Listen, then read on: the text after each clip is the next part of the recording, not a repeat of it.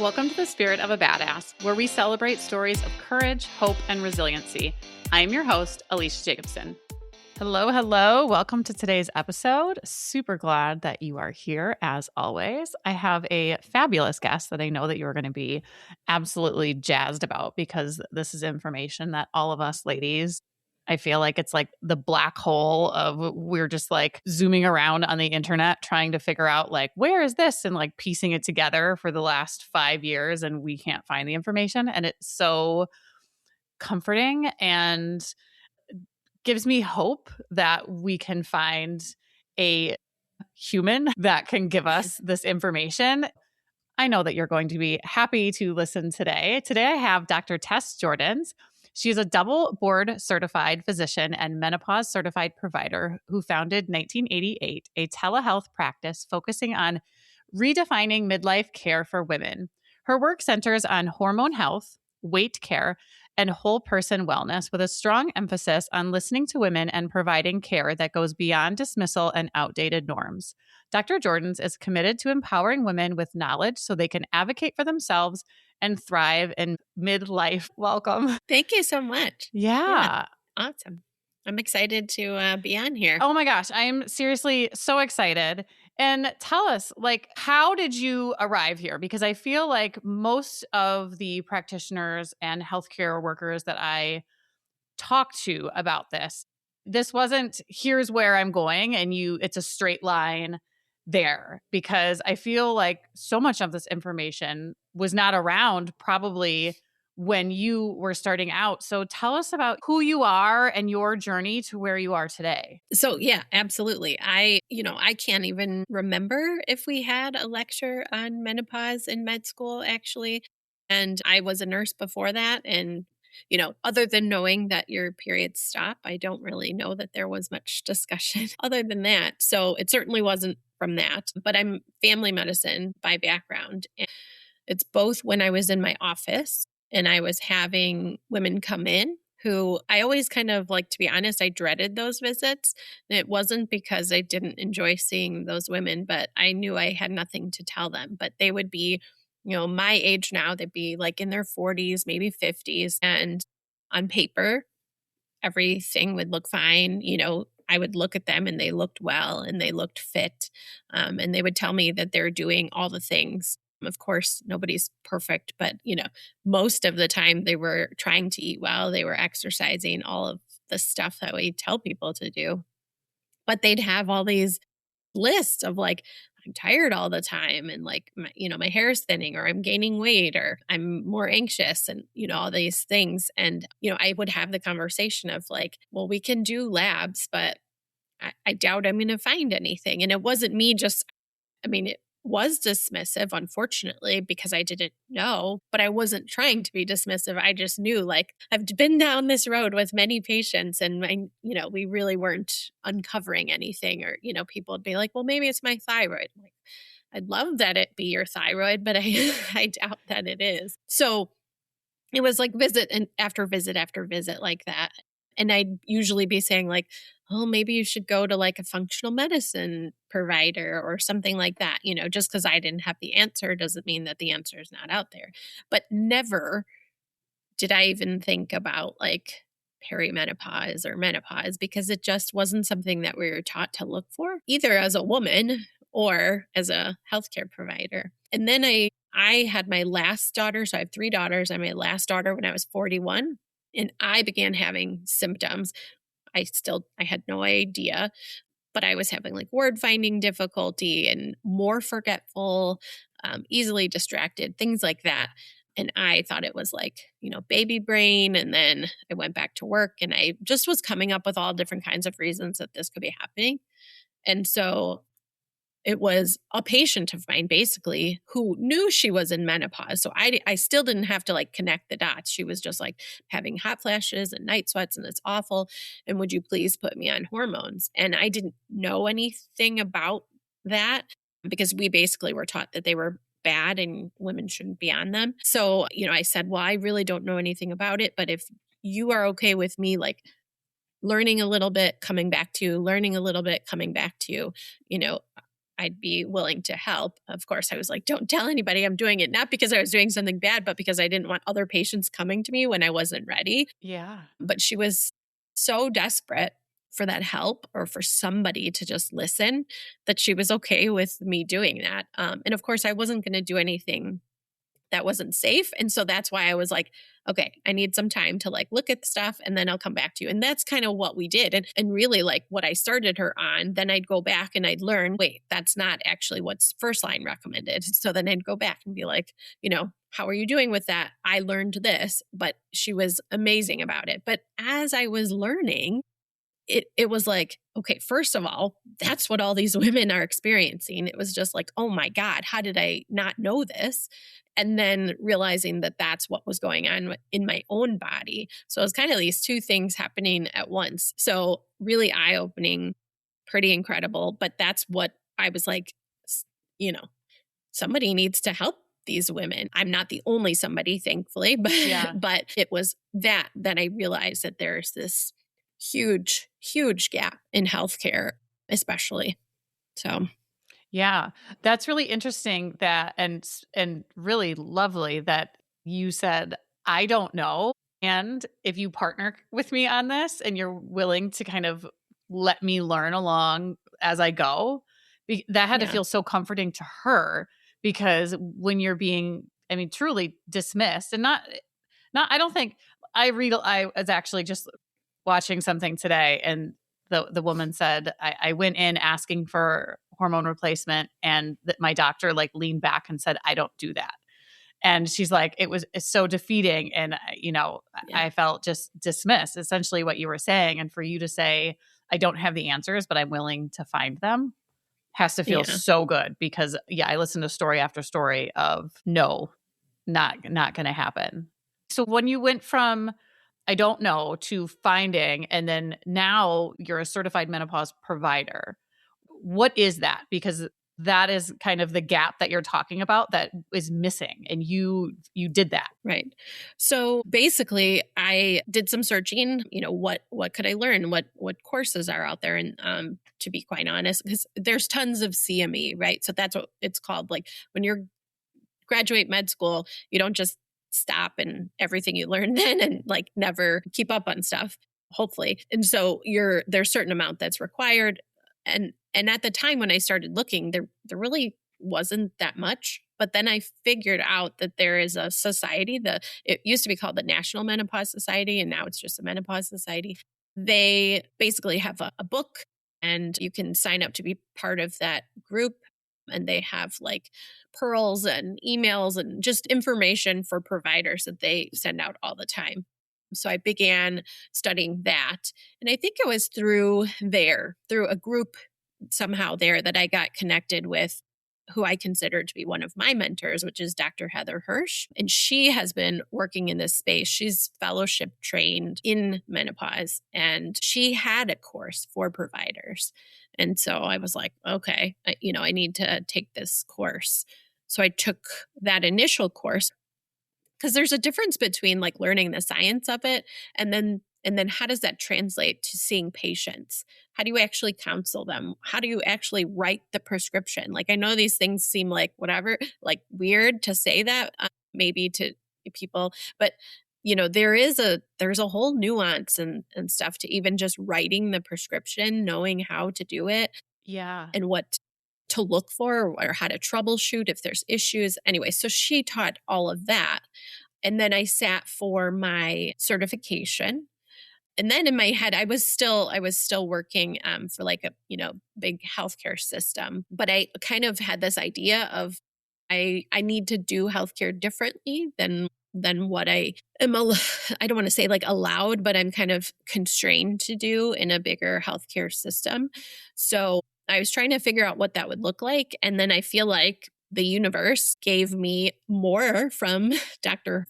Hirsch. And she sent out a message to people who had taken her course. And she was like, I'm going to have this other kind of course. And it's basically like, how do you do as a provider what I do? Because she has a practice out in New York, and this is kind of what she does, telehealth and women's health. And so the course was basically like, how do you get off your feet? How do you start something like that? And I remember saying to my husband, like, I don't know how we're going to make this happen, because it was like a month from, when I had learned about it. I'm like, but I've got to be there. I've got to like meet these group of women, in person. I need to be there. And it was because of that course. That was like in April, and I opened my practice in July. So it was extremely Damn. helpful. Yeah. Yeah. And I want to back up because you kind of talked about the nuances of writing prescriptions. And I'm kind of, I would say that symptom wise, I am not where I have a lot of women that talk about, like I'm not where they are. So I'm just like, I'm experiencing it very minimally right now. But I feel like women who are in the like trenches of it, they have a full understanding of what you mean when you say there's a lot of nuance to it. Like this isn't something where it's just a regular prescription where it's like, this Yeah. is a one size fits all. If you are this way, this like whatever that would be, this is so individual to who you are and all of those things. So I feel like that's something where it's Absolutely. like, oh, like if we're in it and they're in it, they're like, oh yeah, we get that. So okay, that's a really big deal that you went from being in the healthcare system that we all have been in and know and be a part of to opening your own telehealth. Like that is a very Correct. bold, Yeah. big and brave move. Like especially with what you do. Where did you find that in you? I know people are listening thinking, and maybe they're in your line of work or a different line of work where it's like, I don't like how this is functioning. I want to do it differently. Like, what was that like? Mhm. I know we're here to talk, like, people want to hear about hormones and all that, but what you did is like a big Yeah. fucking deal. Thank you. Thank you. I mean, I guess maybe it's partly my personality. I'm a huge like life growth, personal growth, business growth type of person, whether that means like I don't expect that everybody wants to be an entrepreneur. That's not for everybody, that's for sure. But just growth in general, I guess I'm always like, if you're not growing, what's the other option? Yeah. And then the other thing is like you can either continue to say like, oh, the system is messed up, or this is the problem, or change it. And I think it was kind of all those pieces coming together because for a long time I had realized that the system that I was in was not ideal. And I wasn't really feeling like I was helping patients. It felt more like just kind of keeping them status quo. They already came with so many health issues and concerns, and not that people shouldn't help them, but it's like, how can you kind of like start from the beginning, or how can we work at more of prevention? And then again, when this large healthcare gap came up, I was just like, oh my God, like this group really needs help. I think it's so personal too, because, well, I am a female and I'm a female in my 40s, but also I tell my husband I'm a card carrying feminist, and I don't know necessarily what that means, but I heard it one time and I'm like, yeah, that's me. Hell yeah. And so, and I think that's part of the bigger picture of this. So it's not just about like, yes, there's this missing gap for women, but this is even bigger than that, right? This is about women's history and how we've been treated for centuries. And I feel like I want to be part of this train that's taking us to bigger and better places. And we could probably go on and on with that subject. I'm like, this will be one where I probably don't get too hot. If you've listened, like I get hot when I get like spicy on topics and things. And yeah, that one is a very spicy, hot topic for me, is just all of the ways that just women in general, we all know, if you're listening, this is not new information to any of us, but you are doing something about it. And I think that is the one. I mean, I love what you're doing just in general, because this is, like you said, there's a gap, and we all know there's a gap. Many of my listeners are, our age. So we're all aware that there is a gap, and you are changing the system that we all have been kind of suffering in. So what does it look like working, like you're doing things differently? What does that look like? Yeah. What is different? What does it look like? So the first iteration, right? I think that's the other thing about growth and about doing something that you aren't really sure, right? You're just like, I'm just going to do this. That you said that when you had the woman with you, was like, I don't know, but I'm going to go find the information. And just so that's essentially that is your like part of who you are is I don't have the answer, which so many people are afraid of not having the answers. Like if I don't know it, I'm going to kind of be defensive about it because Yeah. I maybe feel like I should and then I feel icky. So I'm just going to be like bristly, where it's like Yeah. you have a growth personality where if I don't have the information, I'm going to go search it out. I'm going to Go find figure it people who out. have the information. Right. So this first iteration looks like it's basically a lot longer visits. Like when a woman first meets with me, it's an hour long. And before she even meets with me, I send her a pretty extensive history that I came up with. It is not like your cookie cutter. Like, obviously, I do want to know what medications you're taking and, what surgeries you've had and your family history. And, of course, because as a physician, I do need to know all those things. But then most of it is very specific to women's health, maybe, some of your reproductive history. And then a lot of it is like, what are your goals? Why do you want to see me? Like, what are the symptoms that you're having? And I don't just say, what are the symptoms are you having? There's like a menopause rating scale and, just other kind of things that I'm asking. So not only am I just trying to get at like, what's wrong, but where do you want to go? How do you want to feel? Why do you want to feel that way? That kind of stuff. That way, before I even meet with the woman, I kind of have some idea, at least medically, and what they're looking to accomplish. So then we're not taking her time to go over and ask question by question, that kind of stuff. So it's more about, I usually tell patients that I break it down into three. So, the first part of it is really just kind of listening to the patient, giving her the time to talk to me and tell me a little bit more what's going on and how they've been feeling and what their, biggest concern is. Like if they could fix one thing today, what would that be? Because that usually kind of drives everything else. And then I usually spend the middle portion doing a lot of education. That's the other big piece of what I'm trying to just build in general is more education. Women are often blindsided by perimenopause because obviously that comes first because they have no idea, just like I didn't, just like all those women that I was seeing. They didn't know that this is normal. Doesn't mean you have to take it, but it's normal. But we have no idea. And so the other piece of it is education around that. And that's very individual. Like some women come to me and they've done a lot. They've looked at a lot of things, or maybe this is their like 10th visit with somebody who hasn't been listening, so it just depends. And then the last half of it is building together what that plan will be. And again, that's very specific to each woman. Like you said, it's not a cookie cutter answer. Now, yes, the majority of the time, the recommendations are pretty similar, but it also depends on, what their lifestyle is like and their health history and whether or not they've tried something before.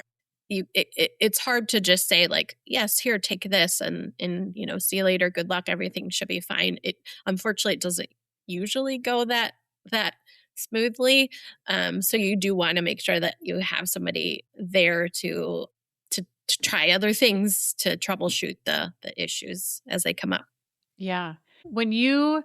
Because hormone replacement therapy, I was talking to my mom about this and her kind of age group and even kind of maybe a little bit somewhere between her age group and my age had a very kind of negative idea about what it looks like to be on it and the impact of being on it.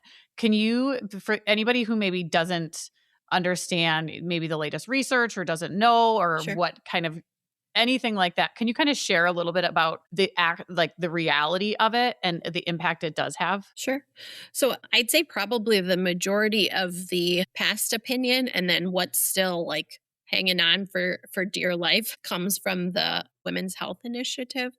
So that was a really large study, the results of which came out in 2002. And basically, there were a number of things that we've learned from that, like going back and learning from that study. But there were a number of things that were not so great about that study. One of the major things is that the women that were in the study were much older. So the average age was like 63. And now we know it's really important to catch these women, whether it's in perimenopause or certainly within like those first 5 to 10 years of menopause, because that's where we're getting the most benefit. That's where you get the most bang for your buck, so to speak. So that study really they didn't necessarily know that, but that's not even what they were looking at. They were looking at whether or not chronic diseases could be prevented by hormone therapy.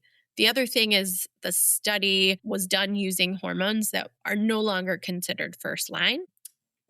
The medroxyprogesterone acetate, or the progesterone that they used, is a synthetic progestin, which is I'm sure there's somebody out there that still uses it, but for the most part, you will not find that. And then the estrogen that was used, people still do take that. That's the conjugated equine estrogen. I wouldn't say it's necessarily like first in line or what's first recommended, but you certainly will still find women that take that. And honestly, with just that estrogen, there were multiple benefits.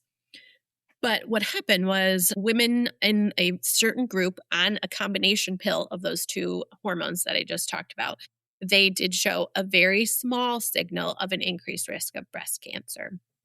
But what's come after that is that it's probably more related to that progestin, the synthetic progestin, than the estrogen.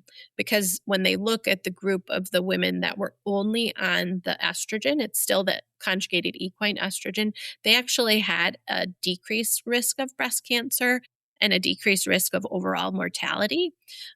So again, likely, unfortunately, we're never going to have like another huge randomized control study like that, but we can look at newer studies. We can look at observational studies to determine, the safety and the benefits of the hormone therapies that we use now. So basically that study took hold of the headlines, and the message was all hormones are bad for all women. And then women got rid of them, and prescribers were like, nope. And then people who, like myself, went through, med school like 10 years or so later, were taught about it or were told, no, it's bad for you. So, they can't have it. And it's just hot flashes anyways. So they're fine. Isn't that wild? Like, I mean, and I said this ahead of time. I wish I had a medical brain. Like, I wish I have a friend who can, like, she reads so much and she can remember and she's like fascinated. I'm like, I wish I did, but I'm more of a feeler. But one study changed, like, for so many years, the trajectory of women's health and what we experience. And like you said, it's only hot flashes anyway. And it's like, it's just mind blowing to me. What are the things that you have learned, or what are like the most surprising things, or the most like things that you're like, oh wow, like this is really, really neat. Like, what are the things that we now know and that you've learned that would be really helpful for other women to also have that information? Sure. So I think one of the biggest things is like how significant the changes in perimenopause, it's like hormones all over the place, a wild roller coaster. And then post-menopause, which just means after that year of no periods, that's like the rest of your life. And those levels they're just low. So because in perimenopause, it's this wild roller coaster, symptoms are just all over the place. And I think that's definitely something as just a female and as a provider that I had no idea. I think every once in a while there's still a symptom that I hear about, that was in some study and you're like, oh, that's a symptom, so it's like itchy, crawly skin, itchy ears. I don't even know how many times I've had women come into my practice and say, my ears are itchy. And I'm like, they look fine. I don't know. Yeah. Take an allergy medication. Like, I didn't realize. But, also really super significant things like worsening anxiety and depression. I think this whole thing you probably have seen like all over Instagram, or at least I see it all the time, is like that midlife ADHD or whatever. There's probably something to that I don't necessarily know because I'm not a psychiatrist, but certainly perimenopause is responsible for a lot of at least worsening symptoms, or maybe uncovering something that you were able to function with before and not so not easily functioning in Yeah. Oh, that's perimenopause. actually really interesting that you said that about maybe some of these things like that. Maybe some of the things you have been functioning with, and now things have just changed, and you are no longer able to function. Like it kind of like it's uncovered. Yeah, absolutely. And I think that's the same with anxiety and depression. Like, I'm sure many people, there are times in your life where you may have felt more anxious, or you may have, felt more depressed, or just whatever life throws at us. But when your body is no longer working optimally, right? It's not set up for success because these hormones are just doing their own thing in the background. It makes responding to stress much more difficult, and it makes recovery much more difficult. And that is where, again, many women, I think too, a lot of it is like, what is happening to me mentally? There are so many women that are put on SSRI, so antidepressant medications in midlife. Not like there's, trust me, if that's what somebody needs, that's what I want them to have. But I think it's without exploring, hey, have you ever had these issues before? Like, is this relatively like new to this, whatever? Just exploring, like, could this be because of another reason? Instead of just saying, sounds like you're anxious. Well, maybe we'll just put you on this medication. But really, that's kind of all that providers were told to look for. As a healthcare provider, if you don't know that you're supposed to be looking out for this, then it's not going to be on your list of even potential causes. Yeah. Damn. This is like popcorning many things in my brain right now. So a woman comes to you, and these are, I mean, you've said like the array of things. How do we start feeling better? Like what is that process like? Because I have like some very close friends right now who are just now starting hormone replacement therapy, and it's sort of different. They're all on different paths. So like exactly what Mhm. you said, like it's not one size fits all, and it's kind of Yeah. for sure like tried one thing and it's like, oh no, we're going to go this way. I hear kind of from them, oh, I'm noticing this. I'm noticing this. Like what are the things that you notice when you start this journey? Because I think some people still have that sort of embedded it's I don't think I should do it kind of mentality. But Mhm. what are the things that you like you said like the first response, kind of what you give right away? Like what are the things you notice with that? As far as like how women begin to feel? Yeah, like what changes? Yeah. So, I still think a really common thing for women, are the typical. It doesn't mean it's the most common, but it's the most known, which are like the hot flashes and night sweats. And so many women will have that to some degree, and that's also a little bit easier to quantify, right? So you're either having them or you're not, or you can count how many you're having, or you can say I was up last night or I was not up last night. That's a little bit easier, more concrete for women to wrap their heads around and to keep track of. So that is one that we do use, and often very soon into starting on hormone therapy, women will begin to notice a change, whether that's reduced intensity of their hot flashes, or just reducing the number of hot flashes they're having, or maybe they're not sweating through their sheets at night or stripping down to no clothes, and then that translates to better sleep. And then that translates to better, cognition and thinking during the day, less brain fog, more space for attention, less irritability. It's kind of like this Yeah. snowball. Unfortunately, nothing changes overnight, but it doesn't take that long in the scheme of things, a month or two, where then I start getting messages back. Like I just got a message back from a patient and she's like, hey, I'm just checking in. No longer having hot flashes. I'm not up at night. I'm getting a solid 6 to 7 hours of sleep. Whereas obviously none of that was happening before. And then I think you give it a little more time and you start to see like those other areas like I talked about, like the irritability and that kind of stuff. And then it is really just dependent on the woman, right? Is that what your goal was? Or do we need to like now look at other things? And another important piece, though, is just like anything else, there isn't a magic pill. I know, like, as humans, I think we're always like, we're just programmed. Like, well, there's an easy path. There's no trees. We're going to go that way, right? Versus like machete down a path of our own, most people. But the reality is, unfortunately, it's not. And often women will say, like, "Oh, what used to work for me for XYZ, that doesn't work anymore." And then unfortunately, I'm like, yeah, that's probably the case. We need to reframe what we're looking at, and what did work for you in your 20s and 30s. You're exactly right, is not going to work for you now. And quite frankly, because of what we were trained to do, like nutrition and stuff like that, 20 years ago, 10 years ago, is not what we know we should be educating on now. So it's also looking at those kind of things. Like, what are you fueling your body with? I don't ever talk about diets. I don't want women to diet. I want them to fuel their body in nutritious ways. And then I usually like to use the word movement because that encompasses all kinds of things. And I feel like exercise has just gotten like, ugh, exercise, like some people really enjoy it, but lots of people are like, I don't want to exercise.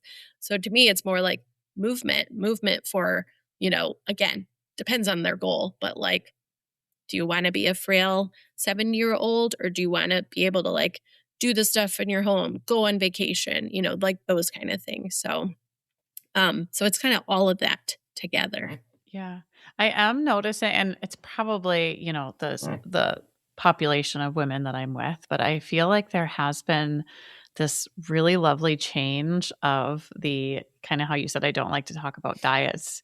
Like, that's not what it is. And I feel like our kind of age of women, they are more concerned with, I want to be a very healthy old person and I want to care for my body now in a way that is going to get me there. I don't want to be like, I have one woman that I worked with that hiking was her thing. And how can I have a strong, healthy, mobile body so that I can go on all these vacations and go hike in spaces and have, the range of motion. So that was one of her goals in kind of going down this path was I want to be able to move. And it's really encouraging to see women wanting to have the longevity is kind of really top priority versus aesthetic. I mean, aesthetics has a place, like, fine.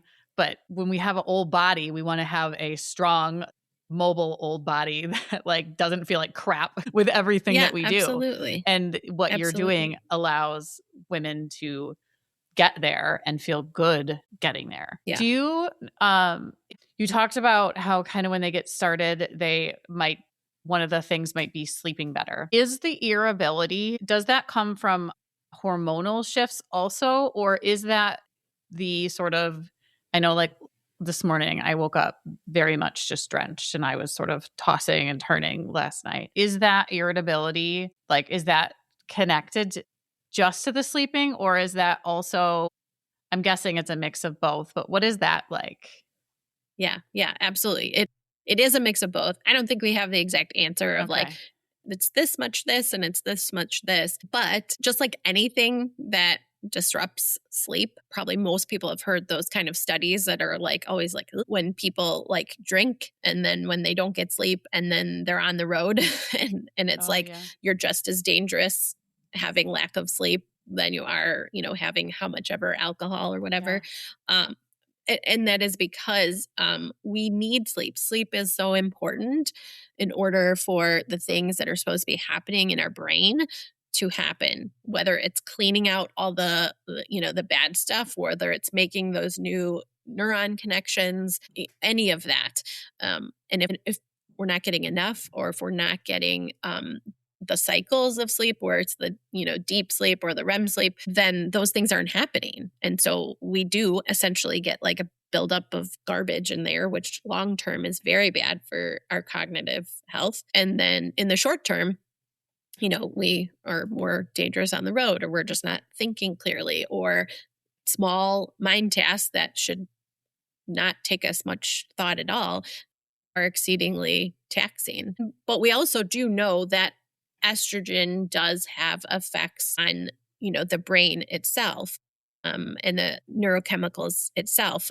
It affects GABA, and GABA is one of the more like calming type of neurotransmitters. And so when you don't have enough estrogen, then you're not going to have enough GABA and things like that. Same with like serotonin and dopamine. So there's both direct and indirect effects, I guess I would say. Okay. When you said a buildup of garbage, what did you mean by that? Basically, when we are sleeping, it is kind of like taking out the trash. So just like when we go to the bathroom, we're getting rid of waste. Our liver processes, things that we take in the body, especially like if it's medications or, foods and things, and processes it that way. So we do have specific organs in the body that are like our cleanup crew. And the brain is actually one of them. And I think that is a newer concept for us as humans, but even as healthcare providers, I think we always kind of knew that to a degree, but not recognizing how important that was.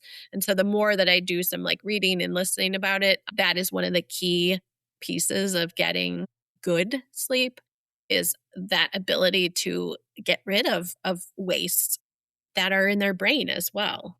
Yeah. So, yeah. Oh, that's interesting. Yeah, I've not heard that before. That's why I was like, I wasn't sure if that was kind of metaphorical or what that was, but that makes a lot of sense, that just like everything else, you're like Chinese medicine and things like that. And they say, like, if you wake up at certain times, like one of them is like your liver detoxing, that might be kind of, I don't understand it all again, but like stagnant, or there's just, you have to do like something to kind of help it along. And I feel like women are putting more emphasis on sleep now.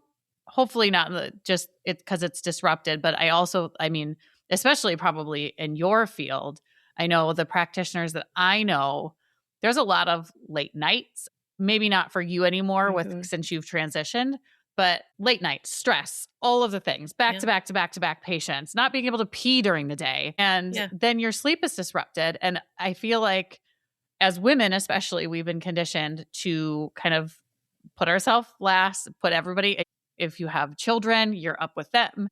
And you're sort of just, I know when I had the gym, I was getting up at 4:00 in the morning or earlier. When I had my daughter before that, I was nursing and like pumping, getting up at 3 so that I could, like, I've done all these things at my sleep expense, because it was like, okay, well, there's no other time. So I'm obviously going to cut it from when I'm sleeping. And even though we know there's all these other hormonal things that happen, I think that's really important, because a lot of us are concerned about brain health now. And knowing that there is big brain work that's happening for our well-being while we're sleeping. I like that. Do you have any resources for people on that? Because I do have some really lovely science people out there that love geeking out on this stuff. Would you have any information that you could kind of share on this idea? There is a particular like sleep, I don't know what he calls himself, but he's a sleep scientist for sure. But I, of course, for the life of me, would not be able to come up with his name off the top of my head. Yeah. But yeah, I can certainly get you that. Okay, I'll put it in the show notes, because a lot of these things, people at least know where to find the information for that. And I've never heard of this before. It's fascinating. And it really there's is. people that would love to geek out on this. Okay.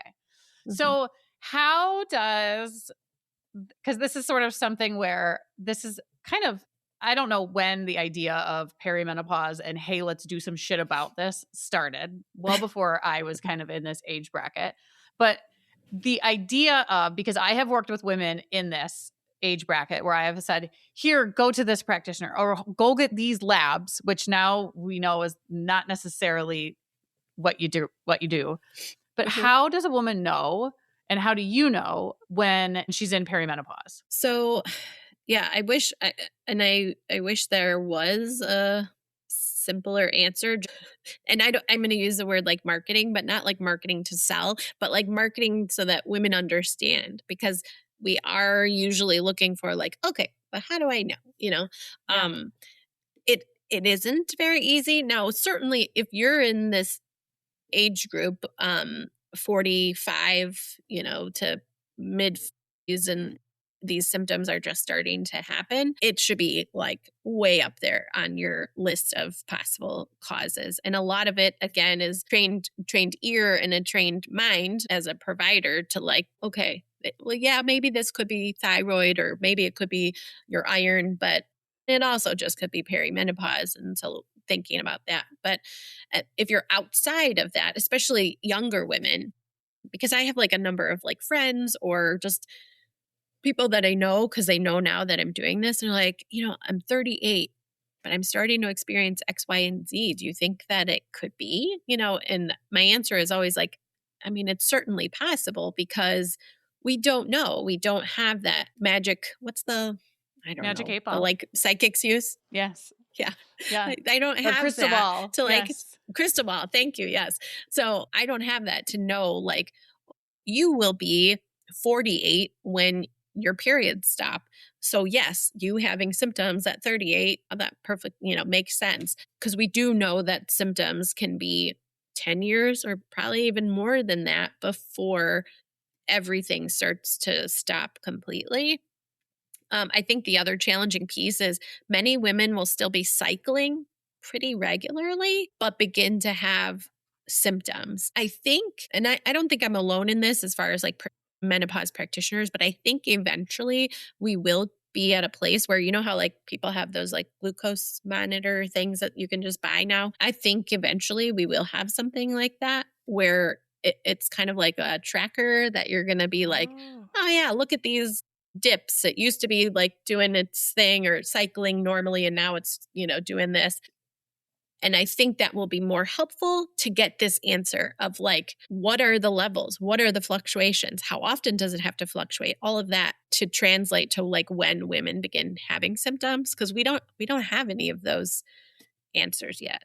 Mm-hmm. That's that is the hard part about like doing what I'm doing is like, even though women have been given or taken hormones for many years before that WHI study, and then now it's starting again, and certainly it's not been in the media and like social media and, on the top of women's minds until recently.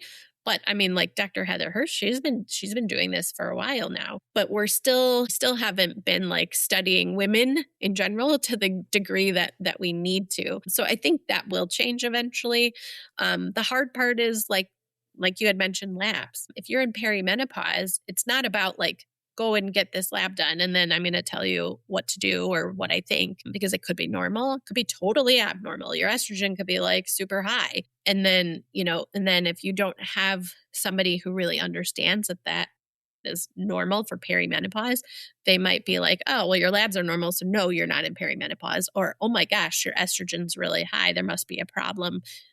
But that's not the case. The issue is that it does. It just depends when you're catching it. So in perimenopause, it is a bit trickier. It could be related to symptoms. It could be that your cycles are different. And women can follow data. There are some women that they don't care. They want the data, and that's fine. And that's why I do think eventually like something like a wearable will be helpful to a lot of women, because again, part of like, I feel like medicine telling women like, we don't need to do this or whatever. Part of it is because sometimes it's like, well, what do we do with that information? But the other part of it is like, but it's me, it's my body, right? So if I want to know what's going on there, so I never tell a woman, like, I tell them the reasons why are like, it might be limiting to know that information just because we don't have all those answers yet. But yeah, women can certainly have the data. It's their body, their blood we're taking.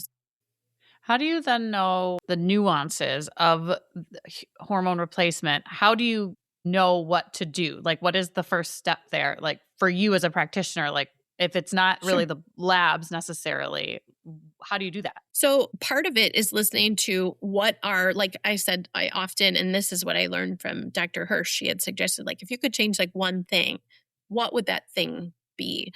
And often it's the most debilitating symptom, or it's the most frequent symptom. And that usually gives you some clue. Like if it's hot flashes, it's night sweats, vaginal dryness, those are typically more low estrogen. But if it's like, I just can't really sleep, and I don't think it's night sweats, maybe it's I just wake up and I'm not getting a full night's sleep, or I am just feeling really irritable, things like that, or I just all of a sudden I'm having more anxiety. Those typically are more progesterone type of symptoms. We also know that while estrogen's doing this in perimenopause, progesterone is just kind of just starting to decline in general. So if it's a woman in perimenopause, often progesterone is the one that started because there's also like can't have estrogen without progesterone, but the other way is not true. You can have progesterone without estrogen. Like you could just always be on progesterone and that's totally fine. And how far each individual woman is going to take it is completely up to them. But that's in perimenopause, especially, that's usually a good starting place. Again, unless the symptoms are just straight up like I'm having horrible hot flashes and vaginal dryness and things like that, then really does kind of say like, it's probably the estrogen. And then one that we really haven't talked about is testosterone. And I'm a big proponent of testosterone. I think it's helpful. Do I think every woman needs to be on it? No, but it certainly is one that most women will do fine with and may have potential good effects from.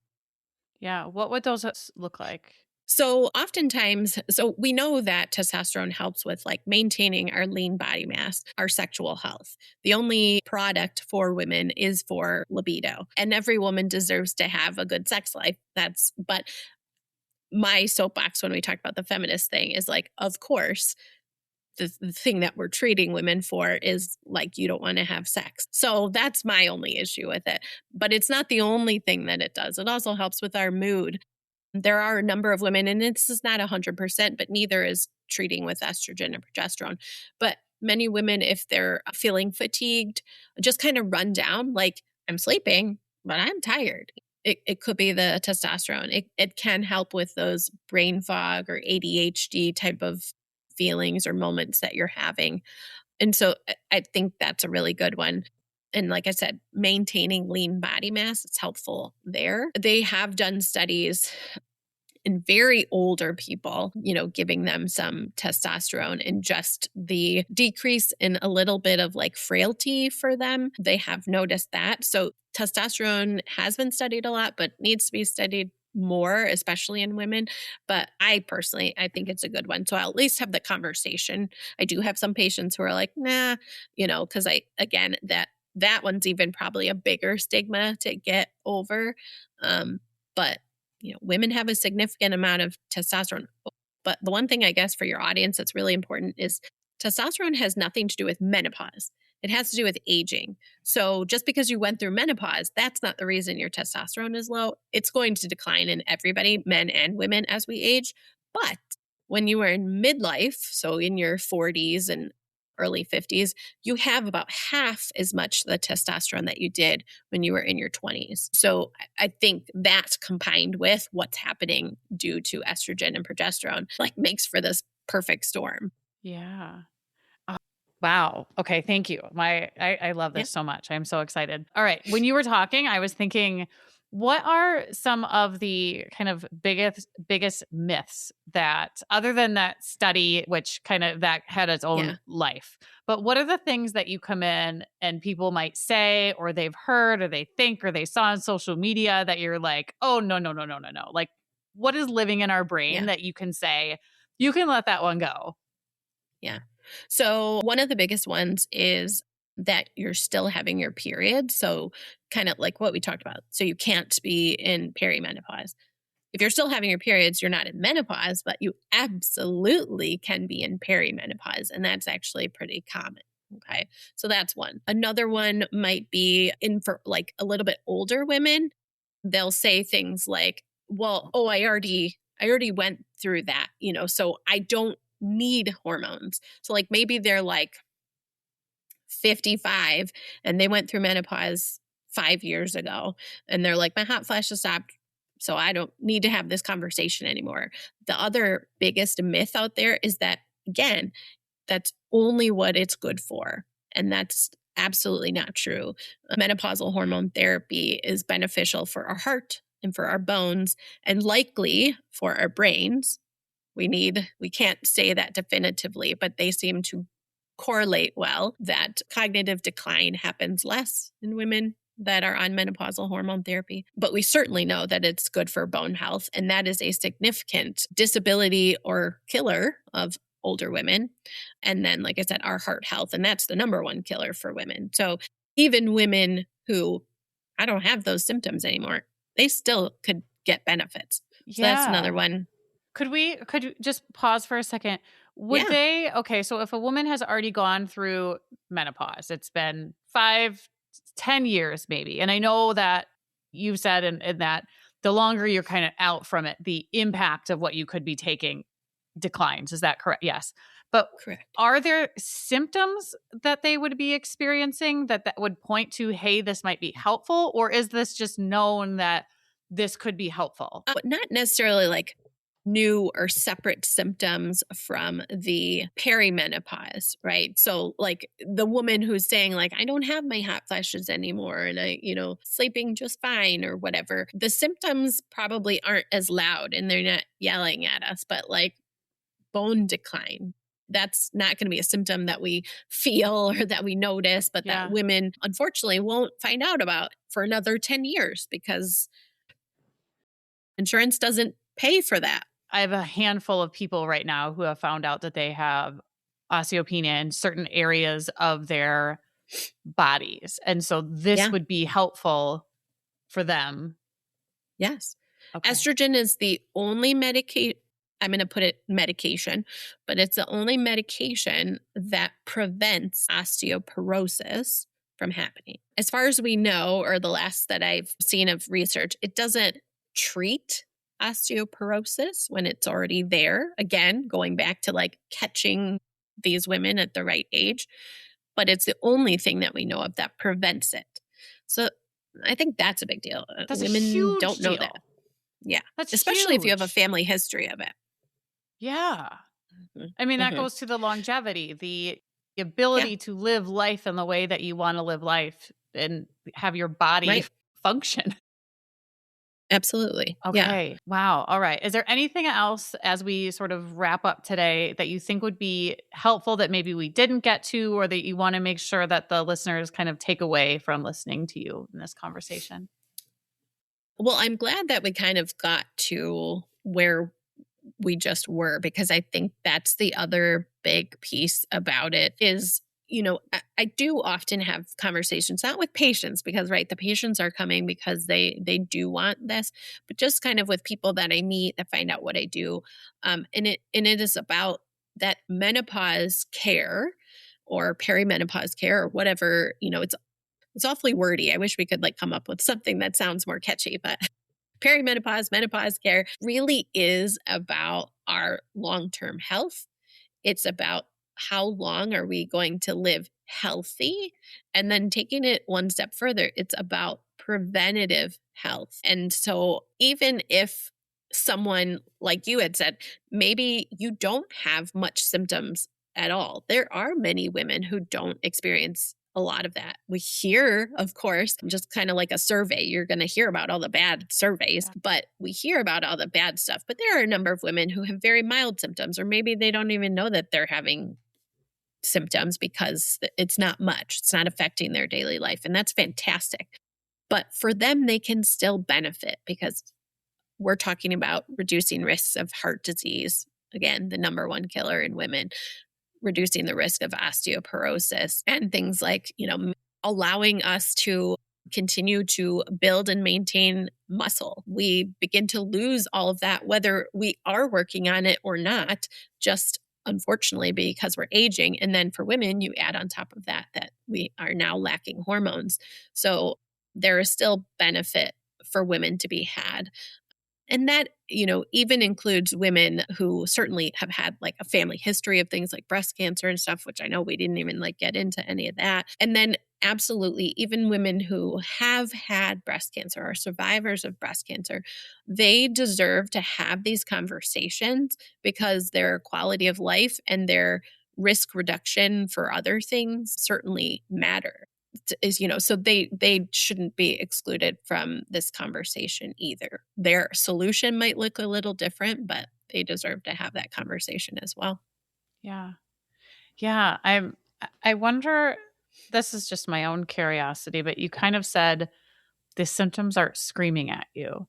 So maybe as women age and, maybe they're in their late 50s or, the symptoms aren't screaming like they were, in Yeah. perimenopause and going into menopause. Are they having these types of conversations? Because that age demographic would have been in the early 2000s of bad, bad, bad. Are they having these types of conversations? Do you know? I mean, I have a number of friends or colleagues, that are in their like early 50s, maybe to like mid 50s. And I think some of them are, but unfortunately, just in the general public, when I meet women who are in that age group, it's either the like, we just suffered through, like kind of like how most things are when the younger generation, oh, life's just so much easier for you. We just dealt with it kind of thing. But again, they were programmed to believe that that's exactly what they should have done. Like, Suffer. they're not allowed to speak up. They're not allowed to ask for what they need. They certainly aren't going to get any help. They just have to deal with it. And so, unfortunately, I think that's still pretty common for that age group. And I also think that they think that ship has sailed. That, well, whatever the consequences of that, whether they want to or don't want to, that, again, that they don't deserve to have that conversation. Women in that age group, depending on what's transpired over that 10, 15, 20-year period, may not be the best candidates for certain types of hormones, but not all. And there still are ways, with or without hormones, that they can be helped. So again, they deserve to have a conversation. I think that that's such an important message, is you deserve to have the conversation. I think, I think that's it, is regardless, you deserve to have the conversation and have it with someone who can have it back with you, because it's not a conversation when you're asking questions. And it's like I said, the woman earlier, that I don't do that, or I don't know. So with someone like you who can have a conversation with them. And even though I'm a huge fan, and I always tell patients, I am a huge fan of menopausal hormone therapy, but not everyone can have it. And not everybody is going to want it, even when you tell them about it. And that's absolutely okay. But women deserve the education and the options and the discussion at minimum. Thank you so much. I really appreciate this conversation. And I know I learned a lot, so I'm hoping that, I know that the listeners will also. Could you share, and I'll put it in the show notes, but can you share how people can find out more about you, get in touch with you, and kind of take up space in your kind of sphere that you have? Yeah, absolutely. So on social media, I'm most active on Instagram. I don't know if that's my generation or just what I'm most comfortable with, but so I'm Dr. Tes Jordens on Instagram. I try to put stuff up on the other social platforms, but being a one-woman show, that it's hard to get to all of them. So that's probably where I'm the most active. And then my website is 1988wellness.com. And just a little plug for women empowerment. 1988 that was the year that a bill passed that allowed all women to be able to get a small business loan without a male cosigner. So when I learned that, I was like, I was wondering I was like, is this a birth date for someone? I know. I love when people think that I was born in 1988. That's so nice, but no. Okay. Wow. How cool that is what you went with. I love that. That's really exciting. Okay. Well, I am grateful for you sharing yourself and for seeing a gap and being just bold enough to say, like, I'm going to step into this space and I don't have all the answers, and I'm just going to learn and learn and learn, and I'm going to try. And you are just paving the way and serving women in such a powerful way. So thank you for what you do, because it's Thank you for having me and allowing me to speak with your audience, and giving me this opportunity. I really appreciate it. Yeah, it's been fun. Thank you. Spirit of a Badass is a Lit Path Studios podcast and is produced by Jamie Gale and Alecia Jacobson. Music by Shane Ivers. We'll be back with another inspiring interview. Until then, keep your spirits high and your energy badass.